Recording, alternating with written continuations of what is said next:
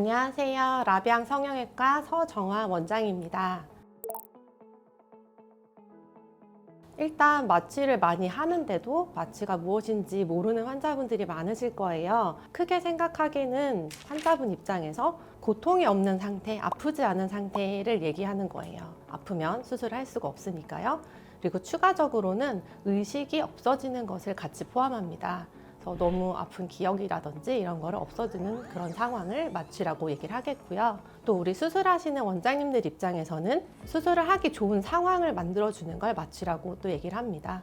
그래서 이런 상황은 잘 없겠지만 마취를 전혀 하지 않고도 나는 고통을 잘 견딜 수 있는 환자다라고 하는 경우에는 마취가 없는 상황에도 수술을 할 수가 있겠죠. 그리고 마취과 입장인 제 입장에서는 그런 모든 과정들을 도와줄 수 있게 만들어주는 것, 그것을 마취라고 말할 수 있을 것 같아요.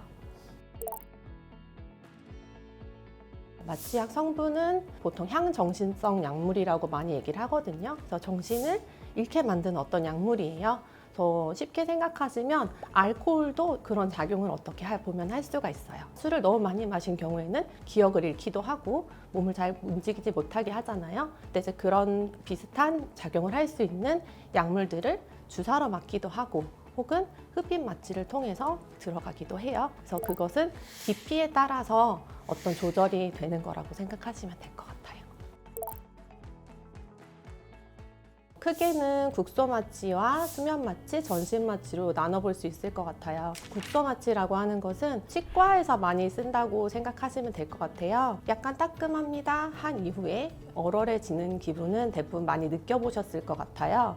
그래서 손끝, 발끝이라든지 눈 일부 이런 부분을 마취시켜주는 부분이고요. 부위가 어느 정도냐에 따라서 정해지는 거고 굉장히 좁은 부위가 마취가 되는 겁니다. 그리고 수면 마취 같은 경우와 전신 마취는 부위가 정해져 있지 않고 의식 소실이 있냐 없냐로 구분을 할 수 있을 것 같아요. 전체적으로 자는 것은 수면 마취가 되겠고요. 전신 마취는 자는 것에 더해서 근육에 힘이 없어지는 걸 의미를 합니다. 그래서 환자분이 직접 숨을 쉬지 않고 기계가 호흡을 도와줘야 하는 경우를 전신 마취라고 얘기를 할 수 있을 것 같아요. 일단은 맨 처음 설명드렸듯이 시술자가 시술을 제대로 할 수 있다면 어떤 종류의 마취든 크게 상관은 없어요. 그래서 수면 마취로 할지 전신 마취로 할지 어떤 법이 정해져 있는 것은 아니에요. 하지만 기본적으로 성형외과에서는 눈 쪽 수술을 할 때는 대부분 눈의 모양을 확인해야 된다든지 해서 환자분들이 의식이 있으셔야 해요. 그래서 잠깐의 수면 마취 후에 국소 마취만 하고 유지하는 경우가 많고요. 코 수술 같은 경우에는 수면 마취로 유지를 하고 시간이 오래 걸리고 환자분이 근육 같은 것을 움직였을 때 위험한 경우에는 전신 마취로 진행을 하게 됩니다. 그래서 윤곽 수술이라든지 가슴 수술 같은 경우에는 대부분 전신 마취로 진행을 하게 돼요. 그래서 여기서 중요한 점은 수면 마취와 전신 마취가 어떤 선이 있는 것은 아니에요. 그래서 어떤 분들은 수면으로 할 수 있는 수술을 누군가는 전신 마취로 해야 되는 경우도 있기 때문에 이런 것은 시술자와 또 마취과 의사가 잘 상담해야 되는 부분이라고 생각합니다. 간단하게는 금식이 있을 거예요. 금식을 해야 되는 이유는 환자분들이 의식이 없어지는 과정에서 토를 하실 수가 있습니다.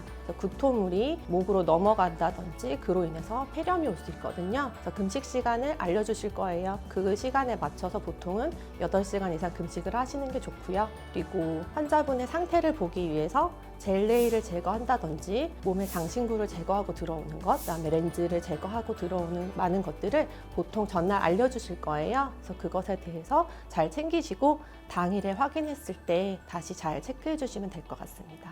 오늘은 마취 전반에 대한 것과 또 마취의 종류 그리고 마취 시에 환자분이 주의해야 될 것에 대해 설명드렸습니다. 지금까지 라비앙 성형외과 서정화 원장이었습니다.